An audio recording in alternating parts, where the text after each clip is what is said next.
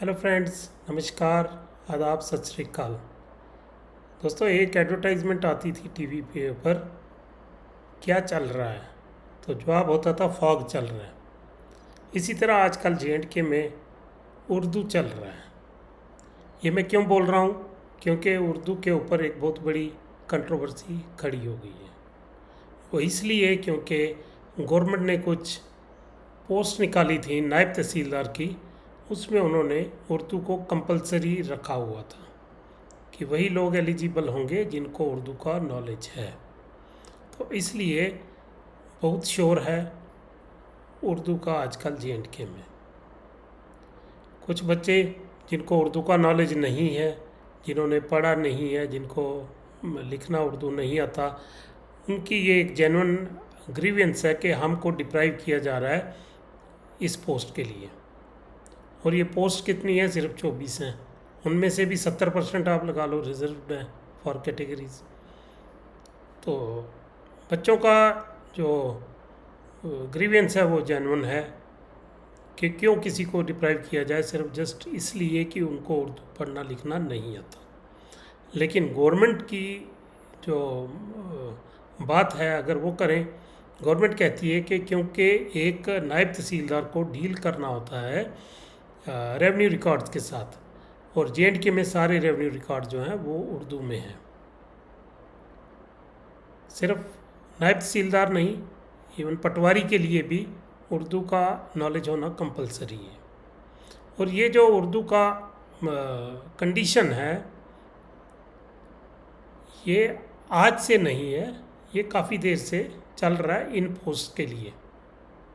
और ये रिकॉर्ड उर्दू में क्यों है? कुछ लोग यहाँ पर कह रहे हैं कि पिछले 50 साल से यहाँ पर ये चल रहा है। ऐसा नहीं है, ये महाराजाओं के टाइम से ऐसा चल रहा है। लेकिन अब इसमें क्या हो रहा है कि जो बच्चों की जो डिमांड्स हैं उसके ऊपर गवर्नमेंट कंसीडर करे या ना करे, वो क्या है वो तो गवर्नमेंट की इख्तियार में है। लेकिन अब इसको पोलिटिसाइज किया जा रहा है। आप कुछ पार्टीज़ के एमएलएज जो हैं वो बीच में आ गए हैं, और वो कई लोग इसको रीजनल डिस्क्रिमिनेशन की बात कर रहे हैं, रीजनल डिस्क्रिमिनेशन का नाम दे रहे हैं इस बात को, जबकि ऐसा है नहीं है। क्योंकि उर्दू जम्मू रीजन के भी बहुत सारे इलाकों में बच्चों को पढ़ने और लिखने को मिलती है। खासकर आप पुंछ राजौरी एरिया लगा लो, आप चिनाब वैली लगा लो, आप रियासी डिस्ट्रिक्ट लगा लो, यहाँ पर बच्चे ऑलरेडी उर्दू पढ़ते हैं, उर्दू जानते हैं। तो इसलिए ये नहीं कह सकते कि पूरे रीजन के साथ ये डिस्क्रिमिनेशन है। तो ऐसा नहीं है कि ये लैंग्वेज का जो प्रॉब्लम है वो सिर्फ जे&के में ही आया है, ये ऑल ओवर इंडिया में ये प्रॉब्लम है। साउथ की सभी स्टेट्स में कोई भी जॉब लेना है अगर गवर्नमेंट का, तो वहाँ पर जो उन्होंने कंडीशन जो लोकल लैंग्वेज की वो तो रखी होती है। लोकल लैंग्वेज का नॉलेज होना वहाँ पर कंपलसरी है। इसी तरह आप यूपी में चले जाओ, राजस्थान चले जाओ, एमपी में चले जाओ, बिहार, हरियाणा तक आप देखो तो वहाँ पर हिंदी कंपलसरी की गई है। कोई भी गवर्नमेंट जॉब आप लेते हो उसके लिए आपका हिंदी का नॉलेज होना ज़रूरी है। जबकि जम्मू कश्मीर में सिर्फ 2 पोस्ट के लिए, मेरी नज़र में सिर्फ 2 पोस्ट के लिए इन्होंने उर्दू को कंपलसरी रखा हुआ है। और ऐसा नहीं है कि उर्दू इस कुछ इस्लाम के साथ इसका कनेक्शन है, ऐसा नहीं है। हाँ, मुस्लिम लोग उर्दू ज़्यादा पढ़ते हैं तो ये अलग बात है, बट इसका इस्लाम के साथ कोई मुझे लिंक दिखाई नहीं देता है।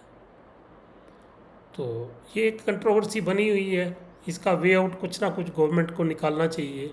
और जो हमारे जम्मू के जो पॉलिटिकल लीडर्स हैं उनको भी थोड़ा सेंसिबली बिहेव करना चाहिए, सो दैट कि वो कोई ये मेजर कंट्रोवर्सी ना बने, जैसा कि 2008 में जो लैंड रो हुआ था, जो ये अपना अमरनाथ श्राइन बोर्ड को जो लैंड अलॉट की गई थी, उसके बाद जो कश्मीर में प्रॉब्लम हुई, फिर उसके बाद जम्मू में 2 महीने तक बंद रखा गया था, वैसा कोई इशू ना बन जाए। इस चीज़ में हमें थोड़ा सा रिस्पॉन्सिबली बिहेव करना चाहिए। बाकी बच्चों की जो ग्रीवेंस है वो जेन्युइन है, उनको डिप्राइव नहीं किया जाना चाहिए, बट अगर कंडीशन है तो वो है।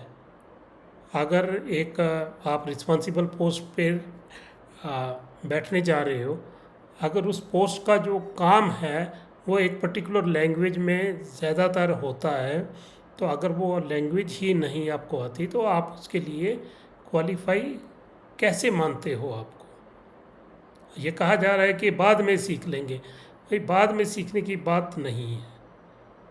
बाद में जो सीखना है वो एक अलग बात है, लेकिन अगर पहले से ही ये इसको कंडीशन को रखा गया है तो हमें उसको एक्सेप्ट करना चाहिए, अगर गवर्नमेंट इसमें कोई रिलैक्सेशन नहीं देती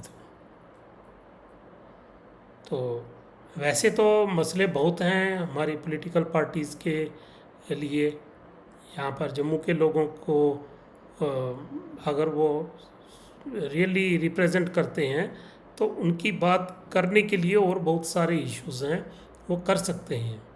जिनमें सबसे बड़ा इशू है कि जो इंडिया में सबसे ज़्यादा रिजर्वेशन अगर कहीं पर है तो वो J&K स्टेट में है, 70% है।